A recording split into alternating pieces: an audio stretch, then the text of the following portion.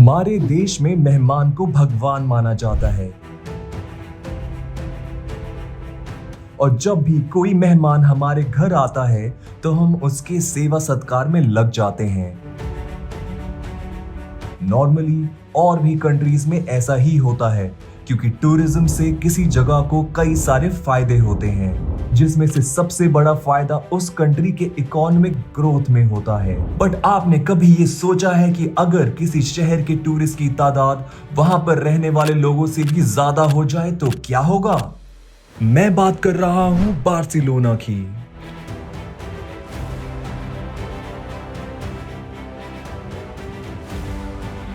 दो 2023 में करीब 1.25 करोड़ लोगों ने इस कंट्री को विजिट किया था, जो यहाँ के टोटल पॉपुलेशन से 7 टाइम्स से भी ज्यादा है। आप इमेजिन कर सकते हो कि बार्सिलोना में लोकल लोगों के लिए ये सिचुएशन कैसी होगी। इससे पहले भी मैं इस कॉन्टिनेंट की कई सारी कंट्रीज विजिट कर चुका हूँ, जैसे कि Iceland, Greece, Switzerland, Estonia, Ireland, France, Sweden, Finland et cetera. पर यहाँ जाकर मुझे पता चला कि किस तरह से ये सिटी ओवर टूरिज्म से परेशान है। कभी कभी तो यहाँ पर स्थिति ऐसी भी बन जाती है कि लोकल्स फॉरेनर्स पे अपना गुस्सा दिखाने के लिए वाटर गन्स इस्तेमाल करने लगते हैं। पर ऐसा क्यों है? यहाँ हर साल इतने टूरिस्ट क्यों आते हैं? इसके पीछे कुछ बड़े रीजंस हैं। चलिए समझने की कोशिश करते हैं।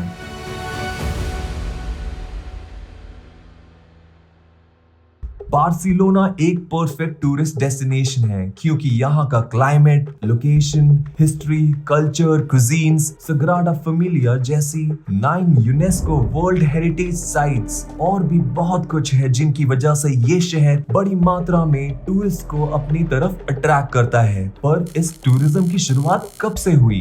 1992 में ओलंपिक होस्ट करने के बाद से यहाँ भारी संख्या में टूरिस्ट ने आना शुरू कर दिया था। According to International Olympic Committee data, 1992 में 1.7 मिलियन विजिटर्स ने विजिट किया था। 2011 में ये नंबर बढ़कर 7.4 मिलियन हो गया था और 2023 में ये नंबर बढ़ते बढ़ते 1 करोड़ तक पहुंच गया। अब जब यहाँ इतने सारे विजिटर्स आ ही रहे हैं तो ऑब्वियसली इस सिटी और इसके रेजिडेंट्स पर कुछ न कुछ इम्पैक्ट तो पड़ेगा। इंडिया में भी बहुत सी ऐसी जगहें हैं, स्पेशली हिल स्टेशंस में, जहां पिछले कुछ सालों से फेस्टिव सीजन्स या फिर लॉन्ग वीकेंड या इवन नॉर्मल वीकेंड्स पर भी लोग उमड़ पड़ते हैं। सड़कों पर लंबा लंबा जाम लग जाता है और लोग शॉर्टकट लेने के चक्कर में आसपास के गांव से ड्राइव करते हुए निकलने लगते हैं, जिससे वहां के लोकल लोगों को काफी दिक्कत होने लगती है। और अगर बात करें रिलीजियस प्लेसेस की तो वहां और भी बुरा हाल है। लाइक मथुरा, वृंदावन, केदारनाथ, बद्रीनाथ, वैष्णो देवी जैसी जगहों को तो लोगों ने पिकनिक स्पॉट बना दिया है। वीकेंड आते ही लोग इन प्लेसेस पर पहुंच जाते हैं। बहुत से लोग इन जगहों को वेकेशन स्पॉट समझते हैं या फिर यहाँ रील्स बनाने जाते हैं। ऐसा लगता है कि भगवान की भक्ति के अलावा लोग यहाँ बाकी सब कुछ करने आते हैं। एंड ऑब्वियसली ज्यादा भीड़ भाड़ होने से वहाँ के लोकल लोगों की लाइफ तो अफेक्ट होती ही है। साथ साथ इन जगहों के कल्चर एंड स्पिरिचुअल एसेंस पर भी नेगेटिव इम्पैक्ट पड़ता है। ये तो हुई इंडिया की बात। अब वापस आ जाते हैं बार्सिलोना पर। जैसे कि मैंने आपको बताया कि यहाँ टूरिज्म की शुरुआत 1992 ओलंपिक्स के दौरान हुई थी। 1986 से 1992 तक जनरल अनएम्प्लॉयमेंट रेट 18.4 से गिरकर 9.6 पर आ गया था। आज भी यहाँ की जीडीपी का 14% हिस्सा टूरिज्म से ही आता है। ये इस सिटी के लोगों को एम्प्लॉयमेंट देने के साथ साथ एनुअली करीब 12.75 बिलियन यूरोस जनरेट करता है। टूरिज्म सेक्टर में बार्सिलोना के करीब 1,55,000 लोग एम्प्लॉयड हैं। इससे ये पता चलता है कि यहाँ पर बहुत से लोगों की इनकम टूरिज्म पर ही डिपेंड करती है। पर द मेन पॉइंट इज हम टूरिज्म की नहीं बल्कि ओवर टूरिज्म की बात कर रहे हैं।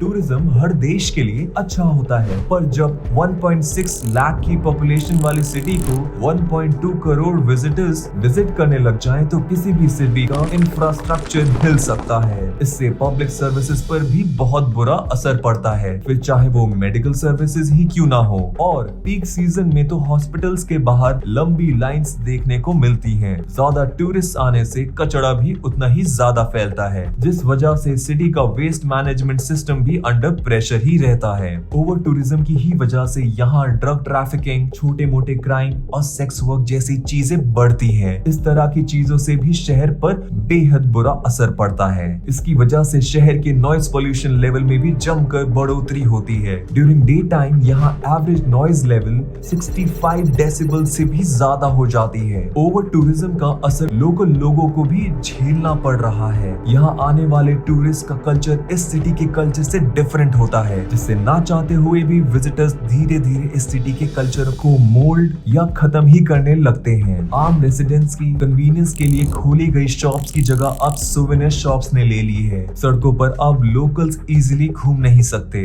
अपने शहर में रहते हुए भी वो इससे दूर होते जा रहे हैं। इन्हीं कुछ रीजन से बार्सिलोना के रेसिडेंट्स में टूरिस्ट के लिए नाराजगी और गुस्सा देखने को मिलता है। लोग यहाँ एंटी टूरिज्म प्रोटेस्ट करते हैं और टूरिस्ट पर वाटर गन से पानी डालते हुए नजर आ जाएंगे और प्लाकार्ड्स एंड पोस्टर्स पर उनका गुस्सा साफ दिखाई देता है। इतना सब कुछ जानने के बाद हमारे मन में एक सवाल उठता है, व्हाट कैन वी डू? दूसरे लोगों पर तो हमारा कंट्रोल नहीं है, पर अगर आप इस अमेजिंग सिटी को घूमने की इच्छा रखते ही हैं, तो कुछ पॉइंट्स को जरूर ध्यान रखें, जैसे कि समर रश से बचें और अपनी ट्रिप स्प्रिंग, अप्रैल या जून या फॉल, सितंबर टू नवंबर में प्लान करें। इसमें भी वीकेंड्स अवॉइड करें। आप थोड़ी रिसर्च करें और लोकल गाइड्स के थ्रू उन प्लेसेस को विजिट करें जहां जनरली टूरिस्ट नहीं जाते। कुछ गिने चुने प्लेसेस को ही विजिट करने की वजह से एक पर्टिकुलर एरिया में भी इतनी भीड़ जमा होती है।